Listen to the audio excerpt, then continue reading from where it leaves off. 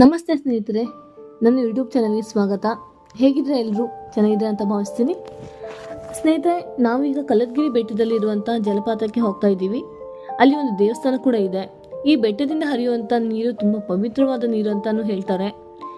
ಬನ್ನಿ ಈ ದೇವಸ್ಥಾನದ ಬಗ್ಗೆ ಹಾಗೂ ಈ ಜಲಪಾತದ ಬಗ್ಗೆ ತಿಳ್ಕೊಳ್ಳೋಣ. ಅದಕ್ಕೂ ಮುಂಚೆ ನೀವೇನಾದರೂ ಇದೇ ಮೊದಲೇ ಸರಿ ನನ್ನ ವಿಡಿಯೋ ನೋಡ್ತಾ ಇದ್ದೀರಾ ಅಂದರೆ ಪ್ಲೀಸ್ ನನ್ನ ಚಾನಲ್ನ ಸಬ್ಸ್ಕ್ರೈಬ್ ಮಾಡಿ, ಪಕ್ಕದಲ್ಲಿರೋ ಬೆಲ್ ಐಕನ್ನ ಕ್ಲಿಕ್ ಮಾಡಿ. ಇದರಿಂದ ನಾನು ಹಾಕೋ ಎಲ್ಲ ವಿಡಿಯೋಗಳು ನೋಟಿಫಿಕೇಷನ್ ಬರುತ್ತೆ ನಿಮಗೆ. ಹಾಗೆಯೇ ಒಂದು ಲೈಕ್ ಮಾಡಿ, ನಿಮ್ಮ ಎಲ್ಲ ಸ್ನೇಹಿತರಿಗೂ ಶೇರ್ ಮಾಡಿ.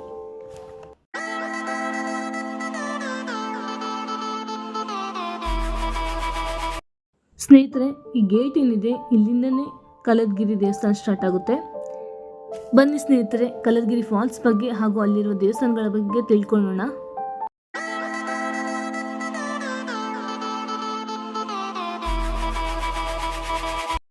ಈ ಕಲ್ಲತ್ಗಿರಿ ಫಾಲ್ಸ್ ಬಂದ್ಬಿಟ್ಟು ಬೀರೂರು ಹತ್ತಿರದ ಲಿಂಗನಹಳ್ಳಿಯಿಂದ ಕೆಮ್ಮಣ್ಣಗುಂಡಿಗೆ ಹೋಗುವಾಗ ಮಧ್ಯದಲ್ಲಿ 10 ಕಿಲೋಮೀಟರ್ ಮೊದಲು ಸಿಗುವಂಥ ಸ್ಥಳವಾಗಿದೆ.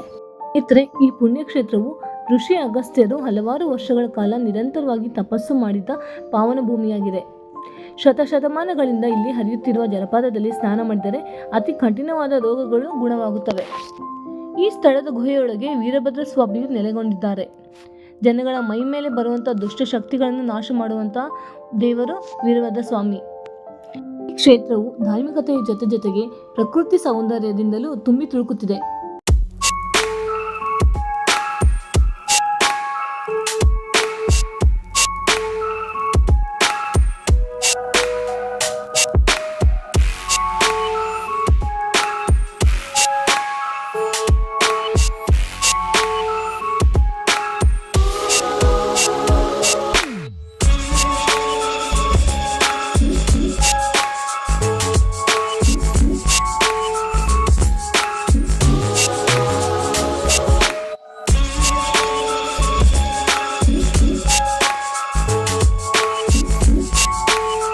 ಕಲ್ಲತ್ಗಿರಿ ಪುಣ್ಯಕ್ಷೇತ್ರವು ನಮ್ಮ ಕರ್ನಾಟಕದಲ್ಲಿ ಚಿರಪರಿಚಿತ.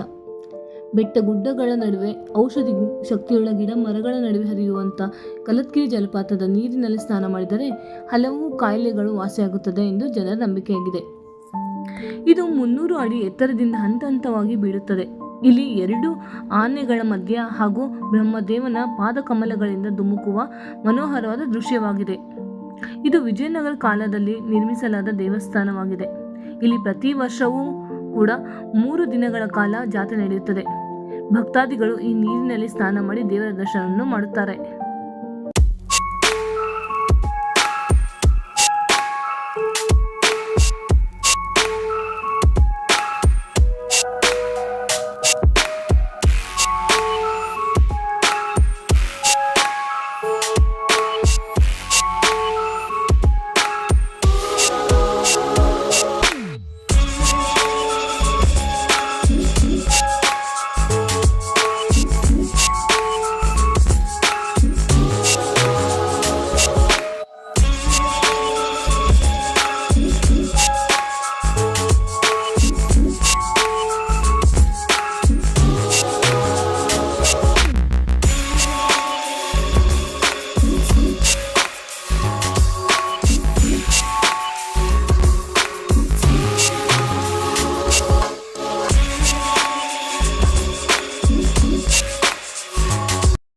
ಸ್ನೇಹಿತರೆ, ಇಲ್ಲಿ ಇನ್ನೊಂದು ಪ್ರಸಿದ್ಧವಾದ ದೇವಸ್ಥಾನವಿದೆ.